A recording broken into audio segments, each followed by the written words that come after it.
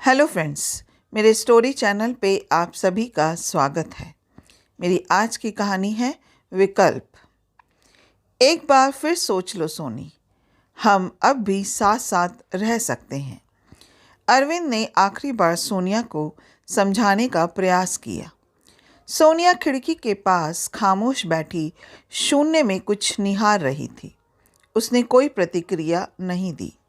शायद वह सड़क के पार गिफ्ट हाउस में आते जाते ग्राहकों को देख रही थी। उसने एक बार कहा भी था, जानते हो अरविंद, जब कभी मैं डिप्रेशन में होती हूँ तो सामने वाली शॉप की तरफ देखती हूँ और सोचती हूँ कि इसमें आने जाने वाले लोग किसी न किसी के लिए कोई उपहार खरीद रहे हैं। और तब मुझे लगता है कि दुनिया में आज भी प्यार भरा हुआ है। कमरे में बोझिल सन्नाटा पसरा हुआ था। अरविंद ने एक बार फिर अपनी बात दोहराई। इस बार सोनिया ने अपना सिर अरविंद की तरफ घुमाया और उसकी आंखों से आंसू की बूंदें निकलकर गालों पर लुढ़क गई। बिना कहे भी अरविंद ने बहुत कुछ समझ लिया था, लेकिन सोनिया के होठ हिले। क्या चाहते हो अरविंद? मैं अपने पेरेंट्स को यह बताऊं कि मैं पिछले 5 साल से एक आदमी के साथ उसके फ्लैट में रहती हूं? क्या वो इस बात को सह पाएंगे? नहीं, कभी नहीं।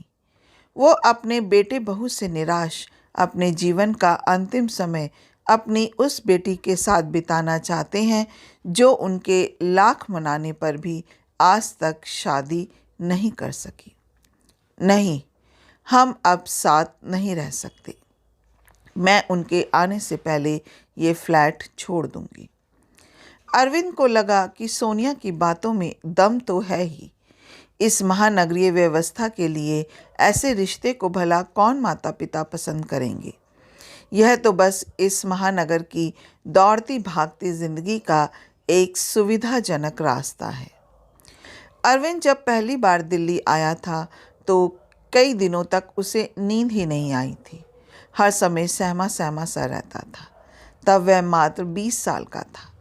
कॉलेज से निकला हुआ ताज़ा ताज़ा रंगरूट। कहाँ मेडिकल रिप्रेजेंटेटिव की नौकरी और कहाँ उसका गवई टोन। किसके जुगाड़ से आए हो गुरु? सहकर्मियों ने उसके हाव भाव को देखकर पूछा था। वह क्या बोलता कि वह कॉलेज ही नहीं विश्वविद्यालय टॉपर है। उसे अपनी आर्थिक मजबूरी के कारण यहाँ ज्वाइन करना पड़ रहा है। वह तो आईएएस बनना चाहता था। धीरे धीरे दिल्ली उसे रास आने लगी थी। वह भी रेस के घोड़े की तरह सबसे आगे निकलने की चाहत में दौड़ने लगा था।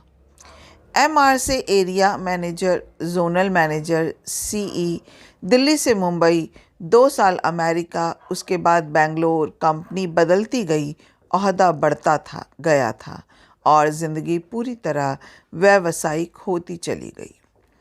ज़िंदगी की सारी मिठास मुट्ठी में बंद रेत की तरफ फिसलती चली गई। तभी उसकी ज़िंदगी में सोनिया आई थी। उसका अतीत भी अरविंद जैसा ही था। इलाहाबाद जैसे छोटे से शहर से एमबीए किया था उसने। वह भी दिल्ली होते हुए बेंगलोर पहुंच गई थी। उसी की कंपनी के फाइनेंस विभाग में लंच के दौरान कैंटीन में पहली बार मिला था वह। हेलो, मैं मार्केटिंग में हूँ। सोनिया के होठों पर एक मासूम मुस्कुराहट नाच गई थी। सर, सोनिया फाइनेंस में हूँ। उसकी मुस्कुराहट में अभी भी कस्बाई खुशबू बरकरार थी। अरविंद को पहली नज़र में ही सोनिया भा गई थी। फिर तो वे अक्सर मिलने लगे। कैंटीन के लंच से शुरू हुई यह मुलाकात धीरे धीरे दोस्ती में बदल गई। भागती जिंदगी से चुराए गए फुर्सत के पलों में ऑफिस के बाहर भी मिलने लगे। सोनिया बहुत बातूनी थी। जब तक उसके साथ होती लगातार बोलती ही रहती। जानते हो अरविंद, 12वीं पास होने के बाद पापा मुझे कॉलेज में दाखिले के लिए ले गए तो रास्ते में उन्होंने क्या कहा? सोनिया, मैंने तुम्हें राक्षस और हीरामन तोते की कहानी सुनाई थी ना। जिस प्रकार राक्षस की जान हीरामन तोते में थी, वैसे ही हम सब की जान तेरे में है। बेटा, ऐसा कोई काम ना करना कि हम सब मर जाएं। हमारे यहाँ तो हाई स्कूल में आते आते बेटियों के हाथ पीले कर दिए जाते हैं। मैं तुम्हें पढ़ाना चाहता हूँ, तुम्हें ऐसे पंख देना चाहता हूँ कि तुम खुले आकाश में उड़ सको। लेकिन बेटे, ऐसा कोई कार्य नहीं करना कि तेरे पापा का सिर नीचा हो जाए। पापा बोलते बोलते भावुक हो गए थे। माँ तो कभी नहीं चाहती थी कि मैं MBA करूं। सारा पैसा उसकी पढ़ाई में ही खर्च कर देंगे तो शादी के लिए किसके आगे हाथ फैलाएंगे। आप चाहे जितना पढ़ा लिखा दें, बिना दहेज लिए कोई नहीं हाथ थामेगा।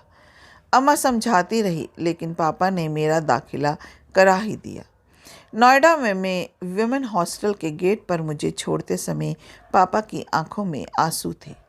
सोनी, मैंने तुझे पंख दे दिए हैं बेटा, तू खूब ऊंचा उड़, लेकिन अपनी ज़मीन ना भूलना बेटा। जिस दिन ऐसा हो गया, समझ लेना सब खत्म हो जाएगा। ज़मीन याद रखेगी तो मेरे दिए हुए संस्कार भी याद रहेंगे, और तब भावनाएं भी होंगी और तुम्हारा वजूद भी। मैंने पापा की सीख को सदा साथ रखा। शायद अभी मैं आज भी जिंदा हूँ, ग्लोबलाइजेशन के इस दौर में भी, जहाँ भावनात्मक कुछ भी नहीं रह जाता, जहाँ आदमी धीरे धीरे मशीन बनता चला जाता है, नोट कमाने वाली मशीन। फिर एक दिन ऐसा भी आया जब सोनिया विमेन हॉस्टल छोड़कर उसके साथ रहने के लिए आ गई, उसके 2 बेडरूम वाले फ्लैट में। सोनिया चाहकर भी अपने लोअर मिडिल क्लास फैमिली को अरविंद के बारे में नहीं बता पाई।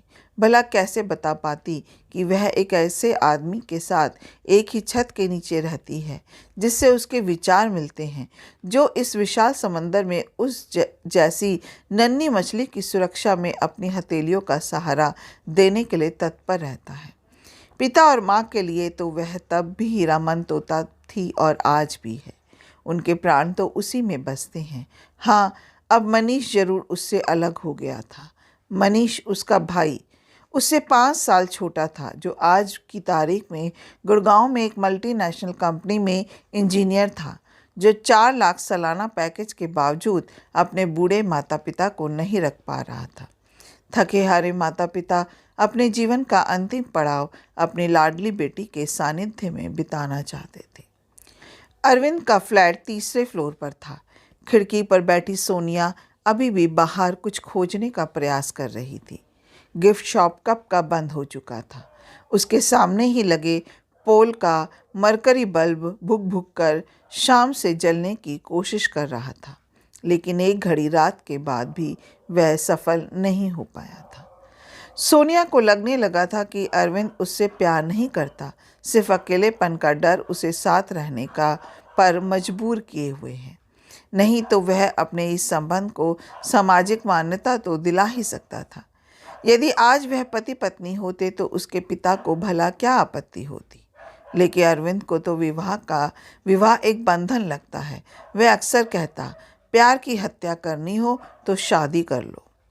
अरविंद किसी भी हालत में सोनिया को नहीं खोना चाहता था। वह 36 को पार कर चुका था।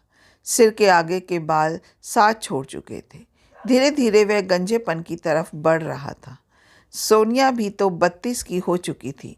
उसके घुंघराले बालों के बीच इक्का दुक्का सफ़ेद बालों ने झांकना शुरू कर दिया था। अभी पिछले साल ही डॉक्टर ने उसे डायबिटिक घोषित कर दिया था। एकाएक उसकी भागती जिंदगी में ब्रेक लग गया था। खाने पीने, उठने बैठने सब पर प्रतिबंध। सोनिया अपने स्वास्थ्य के प्रति बहुत सजग हो गई थी। सब कुछ तो ठीक ही चल रहा था। 5 सालों में कभी आपस में नहीं लड़े, कोई मतभेद नहीं था दोनों के बीच। एक दूसरे से अलग होने का विचार तो कभी दोनों के बीच आया ही नहीं। फिर अचानक सोनिया के पेरेंट्स को उसके साथ स्थायी रूप से रहने का विचार। ऐसा नहीं था कि सोनिया के पिता पहले उसके पास ना आए हों, तब वह 1-2 दिन के लिए ही आते थे और इतने समय के लिए अरविंद अपने किसी दोस्त के पास चला जाता था। रात आधी बीत चुकी थी। बाहर तेज हवा बहने लगी थी।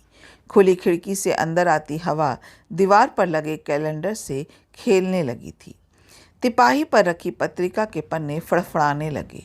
अरविंद की नज़र पत्रिका पर पड़ी। उसने उसके ऊपर एस्ट्रे रख दिया।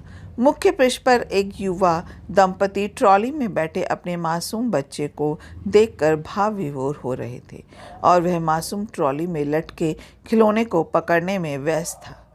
उस उदास माहौल में भी अरविंद मुस्कुरा दिया। हवा तेज होती जा रही थी। सोनिया ने खिड़की बंद कर दी। अरविंद से उसकी नज़रें टकराईं। अरविंद अपने स्थान से उठा और सोनिया के बिल्कुल पास पहुंच गया। सोनी, मैं शादी करने जा रहा हूँ। मुझे सिर्फ दोस्त नहीं, अब एक पत्नी भी चाहिए। इतना बोलते ही अरविंद हाँफने लगा था, मानो मीलों पैदल चल कर आया हो। सोनिया हतप्रद उसे एकटक देख रही थी। सुनो सोनी, क्या तुम मेरी पत्नी बनना पसंद करोगी? कमरे में कुछ पल के लिए सन्नाटा छा गया। सोनिया को सहसा अपने कानों पर विश्वास नहीं हुआ। कुछ क्षण इंतजार के बाद अरविंद निढाल सा सोफे पर पसर गया। मैं जानता हूँ तुम मुझसे नाराज़ हो, लेकिन मैंने अपने कई साथियों का हश्र देखा है। सोनी, मैं तुम्हें खोना नहीं चाहता था। सोनिया भी सोफे के पास आ गई। हम शादी कब कर रहे हैं? कल ही। अपना कीमती समय देने के लिए दिल से शुक्रिया। अगर आपको ये कहानी अच्छी लगी हो तो एक लाइक कीजिएगा, शेयर कीजिएगा और मेरे चैनल को सब्सक्राइब करना मत भूलिएगा। फिर मिलते हैं एक नई कहानी के साथ। जय हिंद।